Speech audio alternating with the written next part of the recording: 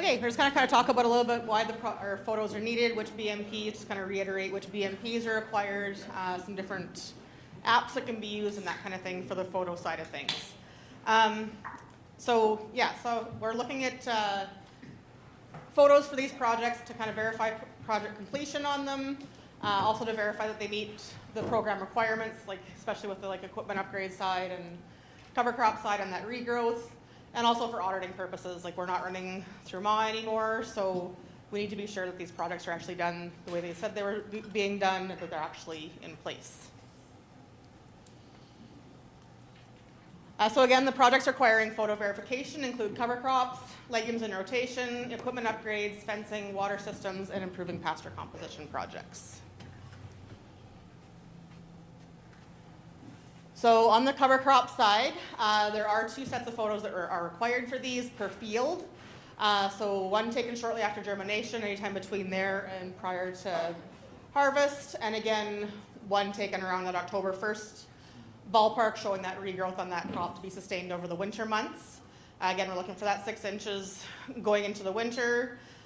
These photos should be taken at the same location, so ideally if they can kind of pick a landmark to take that picture from, to kind of remember where they took that from. And we are looking for more wide-angle photos, like similar to that top one there, just so we can kind of see the whole broad-based field on that one. One thing with the cover crop projects, a lot of times when producers are applying for these, because we can start the application process at any time, so a lot of times they kind of think their project is done and submitted, and they're waiting for their check at the end of it, but we can't actually submit the application for these projects until after that October 1st, until we get those after photos. So even though the project may be in the works since May, June kind of thing, the application itself can't be submitted. Nothing's going to be reviewed or processed or anything until after that October 1st date when we have those photos.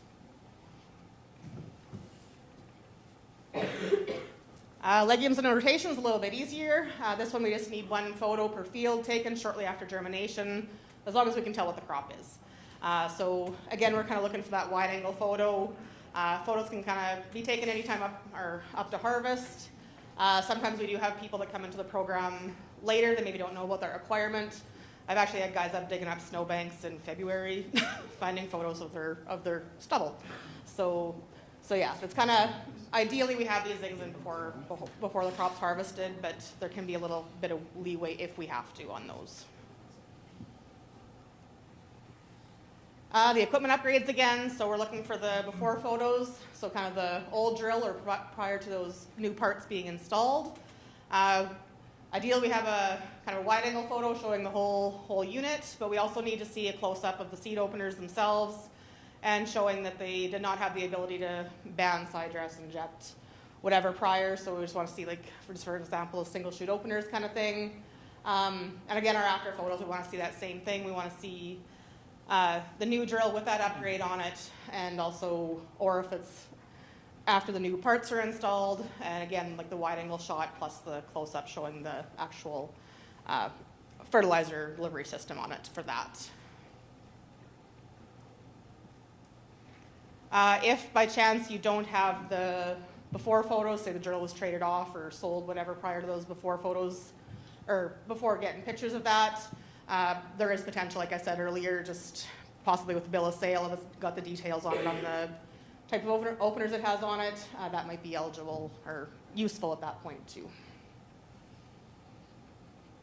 For our fencing photos, pretty straightforward. We want photos taken before and after that fence is built, again from the same locations. In some of these cases we have them while they're out building the fence, so it's pretty straightforward that it's up. If there's no photos, we may be able to go back to aerial imagery from prior to see if there's actually a fence there prior, or that kind of thing too, to know that it's a new fence or not. Water system, same thing, just before and after the system goes in. I just kind of want to see those photos, and ideally GPS stamp for those as well. And our approving pasture comp, actually we're looking for 3 photos for these. So we want to see that field prior to seeding. We want to see that wide angle post-establishment shot, and just some close-ups of the new emerging seedlings and stuff as well. And again, these should be taken from the same locations at each set of photos, and we are looking at a photo per field on those. So while we're not prescribing which apps that can be used for this, a couple that we have used, GPS map camera is one of them. That's kind of, I've seen, those come through for Apple and Android phones. The GPS camera field, or 55 field survey app is another one. That's the one I tend to use more often. You can use any app as long as we get that GPS and date stamp on it. Not too picky about that. There are paid versions of these. We don't need producers paying for that side of it.